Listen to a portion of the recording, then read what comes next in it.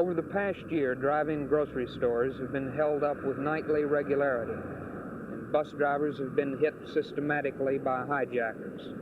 Dallas has seen an overall increase in crime, and this city's residents, as a result, have called for help from the police department.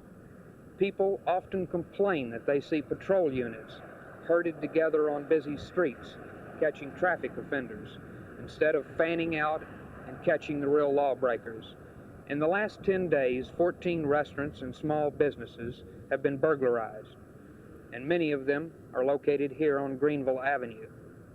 Jack Hoisman, owner of the Genghis Khan restaurant, Marie Parrino, the owner of an Italian restaurant, the Gusher, a beer joint, have all been burglarized, and the owners don't like it.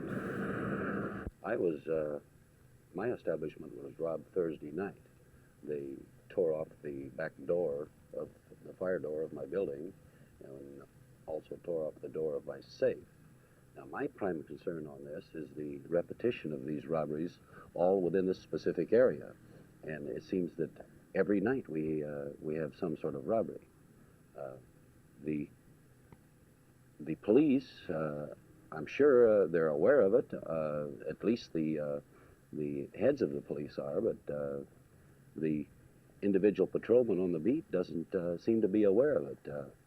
Friday night, the night that the Gusher was robbed, they were out here writing tickets. 3 of them were out here writing tickets to cars that was double parked. I spoke to one of the policemen. He didn't even know my place had been robbed the night before. The concrete blocks were broken, and they entered that way, and then into my office, and pulled out the safe, which was in an alcove, and it was completely demolished. Fire bricks all over the floor, papers all over the floor. 2 diamond rings were stolen besides the money. 14 places were broken into. Doesn't this concern you a little bit? It certainly does, and I believe I was the 12th. And it seems that we just don't have any protection out here. And I'm very nervous about the whole thing. The police department has heard the criticism before, and undoubtedly they'll hear it again. But today, no police spokesmen were available for comment. Jim Riddle, Channel 8 News, reporting.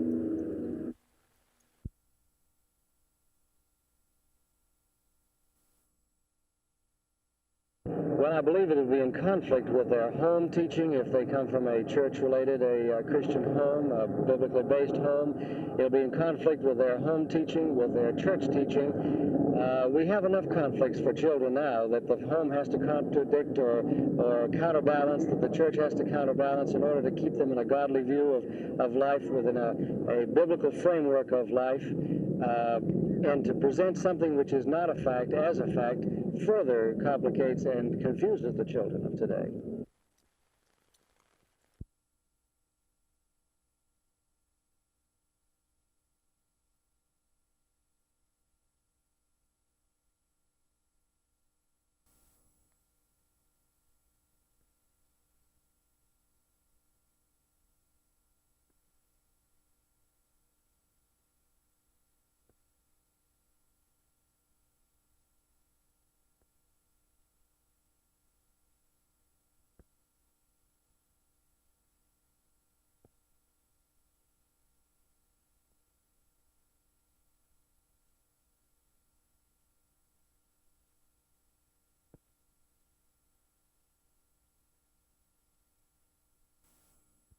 What specifically are your objections to the biology textbooks? Well, they are 2 in nature, really. Of course, the text itself, which presents in these new textbooks all the way through evolution as a fact, not a theory. And it is a theory, and not a very well-proven theory at that.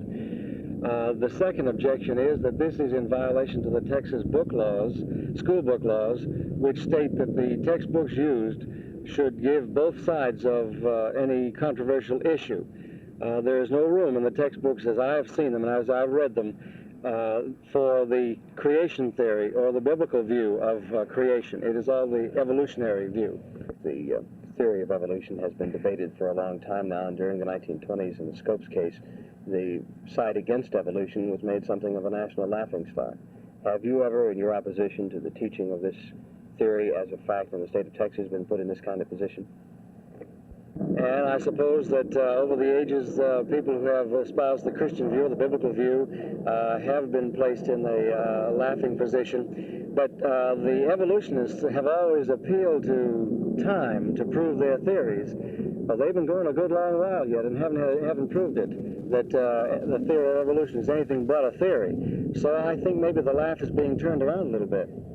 You don't see any apparent conflict in, say, in 1969 to still be arguing about evolution that was argued in the 1920s also? No, I see no conflict at all. I feel that we still have the right, especially here, to have both views presented.